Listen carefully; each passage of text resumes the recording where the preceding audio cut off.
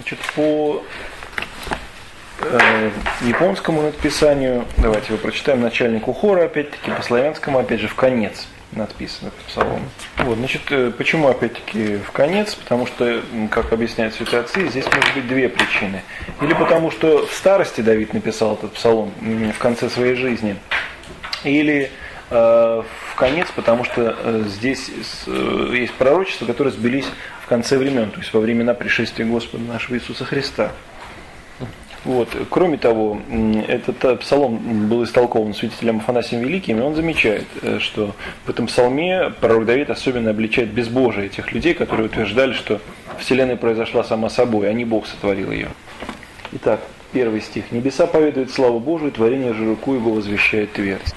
Вот, значит, здесь по всеобщему толкованию святых отцов, конечно, речь идет о том, что величие и красота неба как бы говорит нам о величии Творца. То есть, созерцая прекрасное творение, строение или корабль, вот, мы умом восходим к тем людям, которые построили это, или к архитектору, или к строителю.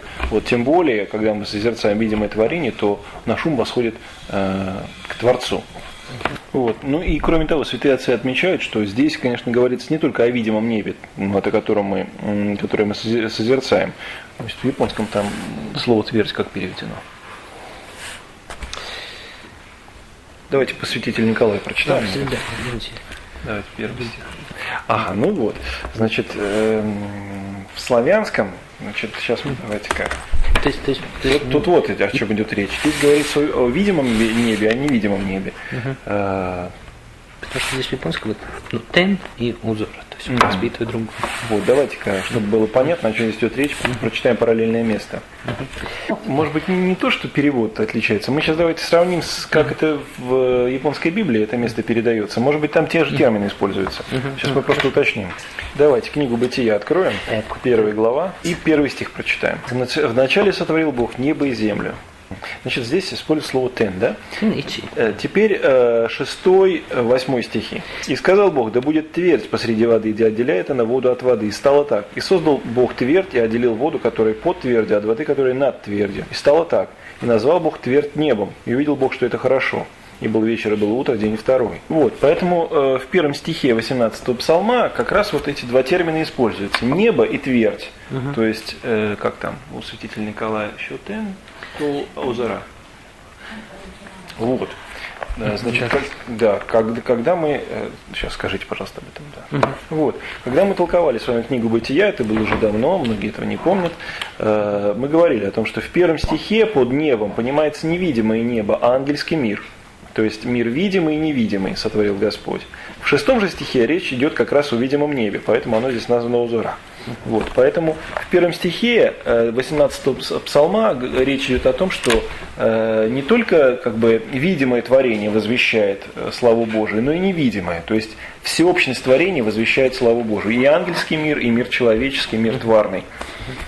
Вот, кроме того, в японском там небо в единственном числе, да? В славянском, вот, и, значит, в русском, и в греческом здесь небеса во множественном числе стоят.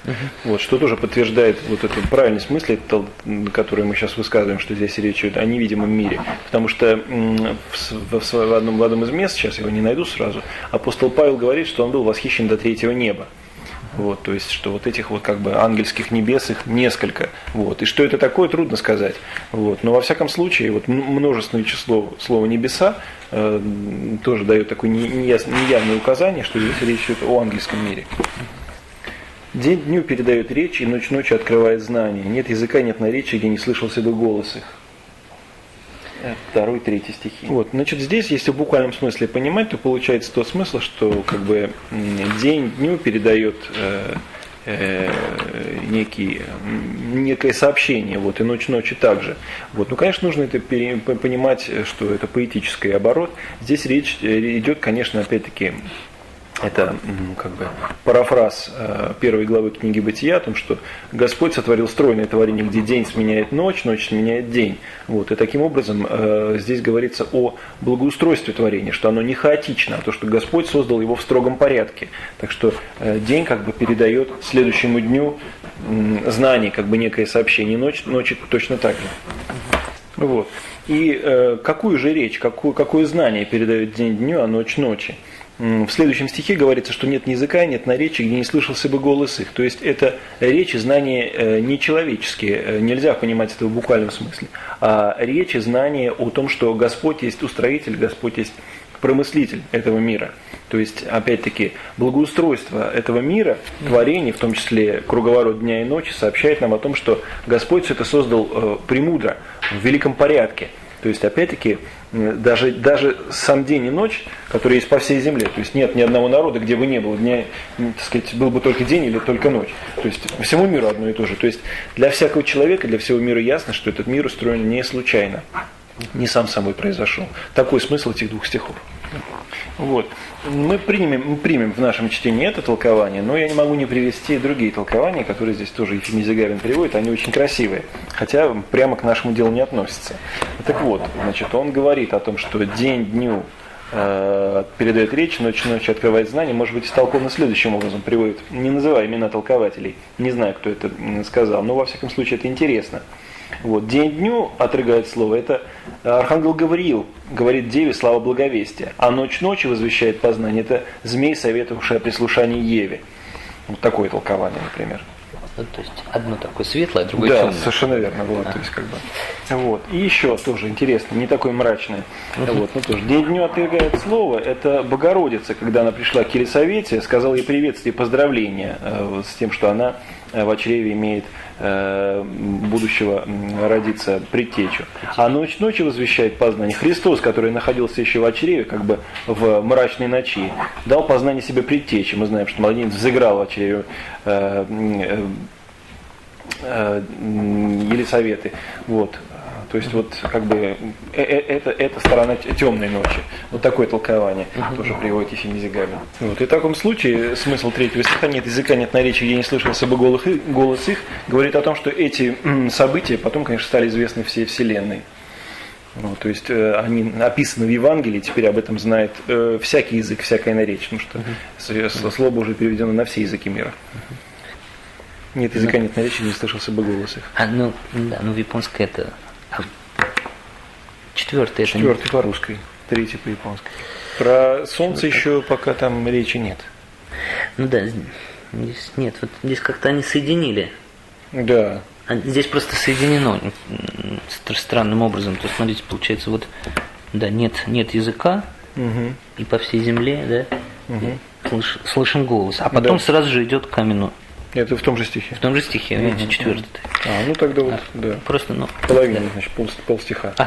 Вот, но при этом тут же Ефимий Зигарин замечает, что эти толкования, как он считает, просто красивые, поэтому он приводит их подстрочники, а основным все-таки является то чтение, которое мы с вами раньше сказали, о том, что как бы вот само творение проповедует о величии Божьем.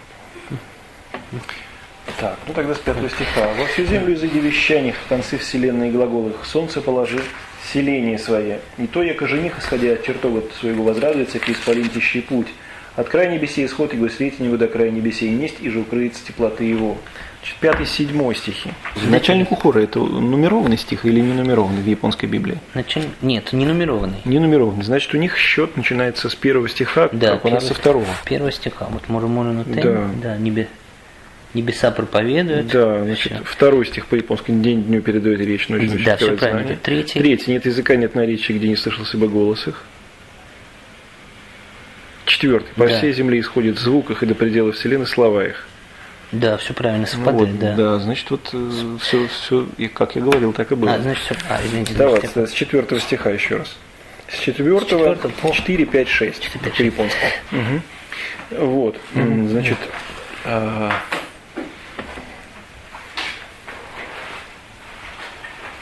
Он поставил в них жилище солнцу. Ну вот здесь, кстати, в русском вернее, чем в всем славянском. Редкий случай, когда, значит, русский текст и японский текст исправнее славянского. Значит, в славянском написано: «В солнце положи жилище свое». То есть, как бы Бог сделал солнце для себя жилищем. Вот. Но по другим переводчикам, по древним переводчику Акиле, тот перевел так: «Солнцу он положил жилище в небесах». Вот. И этому чтению следует с русской и японской Библии, и святые отцы, кстати, толкуют в том же смысле, потому что солнце не может быть жилищем Бога, потому что Бог объемлет весь мир. Не может быть какого-то места, которое является его жилищем.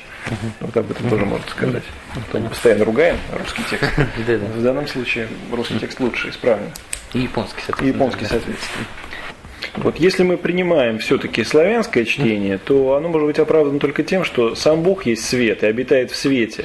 Вот, поэтому чувственное солнце является прообразом самого Бога, солнца правды. Или, как выражается Григорий Богослов, то, что для чувственного мира солнце, то для умного, то есть невидимого мира Бог. То есть, как первый освещает видимый мир, так Бог освещает невидимый мир. Вот. Только в таком случае это чтение может быть оправдано. То есть в таком смысле солнце является как бы иконой Бога. Вот. То есть Бог есть свет, и солнце его икона. В таком смысле. Поэтому, кстати сказать, на Руси в древности, когда у людей не было возможности помолиться в церкви, они находились, скажем, в открытом поле, где-то в лесу, они молились на небо. Вот. Часто встречается, скажем, там в каких-то описаниях достаточно древних русских, то есть помолился на небо, то есть поднял глаза к небу, перекрестился и помолился. Но не на солнце. Нет, не на солнце, но как куда-то вверх. То есть в таком смысле можно, наверное, сказать.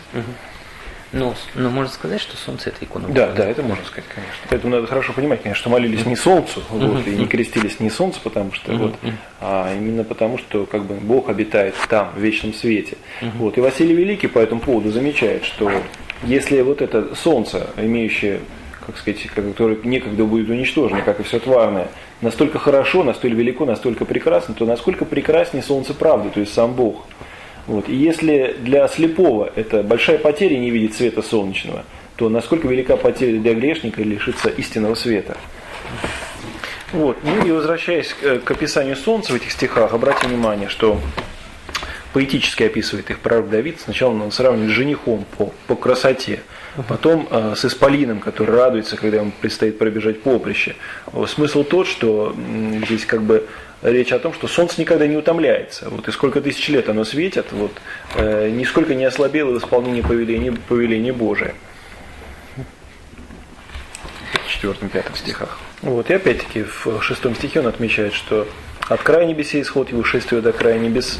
То есть по всему миру видно солнце, и таким образом, опять-таки, оно ни от кого не укрыто. Вот, всякий его видит, и поэтому из созерцания солнца может возвести своим к созерцанию Творца этого солнца, такого прекрасного творения, кто же его сотворил, то есть возвести свой ум к Творцу.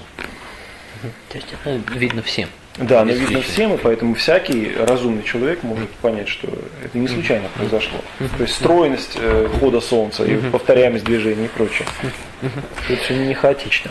Вот таким образом весь этот отрывок с 1 по 6 стихи говорит о том, что из созерцания видимого творения человек может возвести свой ум к созерцанию Творца. Вот. Но кроме этого толкования, конечно, возможно и толкование духовное, подобное тому, которое мы приводили о дне и ночи, как, скажем, о Матери Божией или Совете. Вот. Дело в том, что отрывок из этого псалма цитирует апостол Павел применительно к проповеди евангелистов и апостолов. Значит, в 10 главе послания к римлянам, в 18 стихе он пишет: «Но спрашиваю, разве они не слышали? Напротив, по всей земле прошел голос до пределов вселенной слова их». То есть это прямая цитата из этого псалма.